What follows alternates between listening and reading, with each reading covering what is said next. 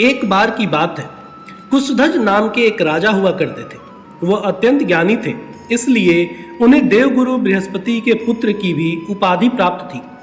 उनकी एक पुत्री थी जो कि अपने जन्म के समय रोने के स्थान पर वेदों की महिमा गाने लगी, जिससे खुश होकर उसके माता पिता ने उस कन्या का नाम वेदवती रख दिया।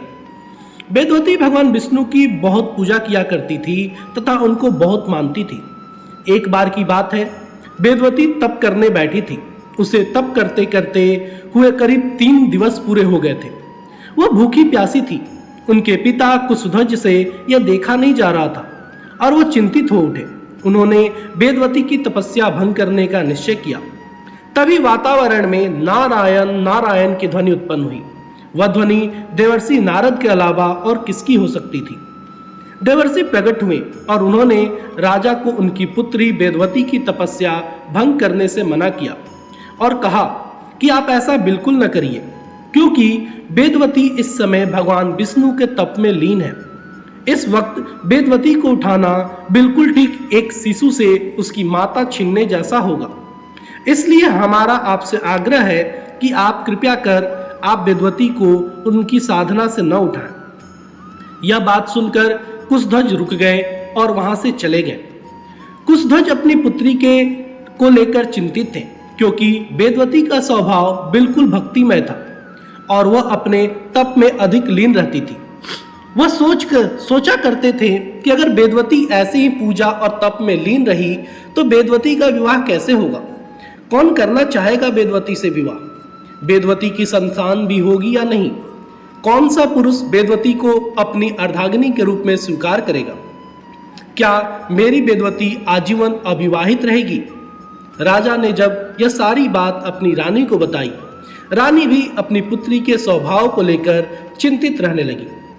फिर उनके अंधकार भरे जीवन में एक ज्योत जली, जब वेदवती ने एक दिन अपने पिता से कहा कि उसे अपने लिए एक वर पसंद कर लिया है। यह सुनकर राजा कुशध्वज बहुत प्रसन्न हुए और वह अति प्रसन्नता के भाव में वेदवती से कहने लगे कि पुत्री, मुझे तुमसे यही आशा थी कि तुम अपने योग्य एक वर का चयन अवश्य कर लोगी।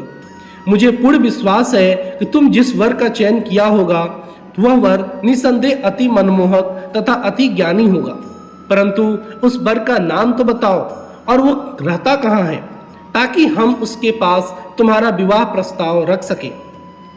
यह सुनकर वेदवती ने अपने पिता से कहा कि पिताजी, वह वर अत्यंत मनमोहक और ज्ञानी है।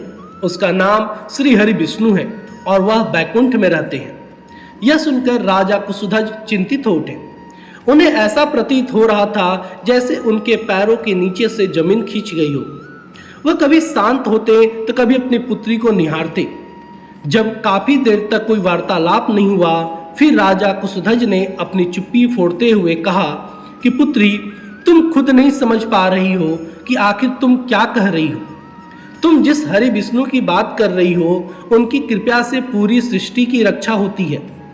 इधर रानी ने भी अपनी चुप्पी तोड़ी और बोली कि भगवान कभी विवाह नहीं करते और फिर नारायण तो पहले से विवाहित हैं, तभी तो उन्हें लक्ष्मीपति कहा जाता है। इसलिए तुम यह विचार अपने मन मस्तिष्क से हमेशा के लिए निकाल दो। रानी व राजा ने अपनी बात संपूर्ण की, किंतु वेदवती तो अपने तन मन से नारायण को अपना पति मान चुकी थी और किसी भक्त को भगवान से छीनना धरती से सूर्य छीनने जैसा माना जाता है। वेदवती अपनी बात पर अडिग रही।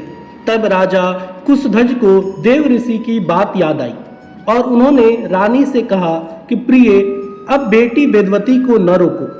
बस इतना समझ लो कि अब हमारी पुत्री अपने ससुराल के लिए विदा हो चुकी है। उसके बाद वेदवती भगवान विष्णु को प्राप्त करने के लिए एक वट वृक्ष के नीचे बैठकर तप करने लगी। वेदवती ने कई वर्षों तक तप किया। उसके तपोबल के ने वट वृक्ष के नीचे ही बैकुंठ धाम बन गया।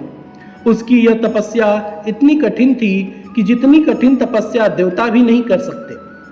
भगवान विष्णु यह सब देख रहे थे।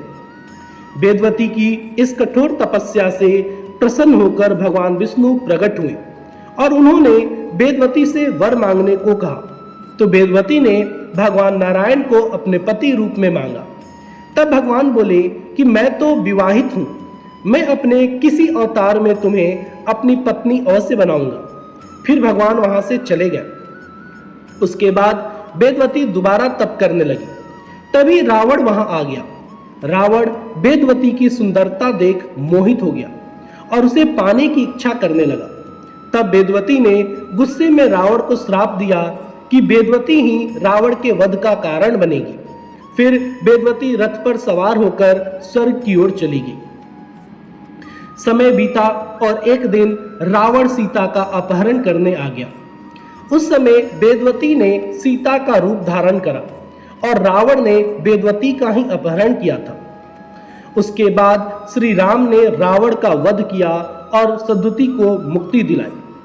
माता सीता की अग्नि परीक्षा इसलिए हुई ताकि श्री राम माता सीता को वापस प्राप्त कर सके। जब अग्नि परीक्षा समाप्त हुई तब सीता ने श्री राम से कहा कि प्रभु, वेदवती ने बहुत दुख सहे हैं, इसलिए आप वेदवती को अपनी पत्नी बनाएं। तब श्री राम ने ऐसा ही किया। आपको ये कहानी कैसी लगी कृपया कमेंट जरूर करें और चैनल पर नए हैं तो मेरे चैनल को सब्सक्राइब करके बेल आइकन पर क्लिक कर लें। धन्यवाद दोस्तों।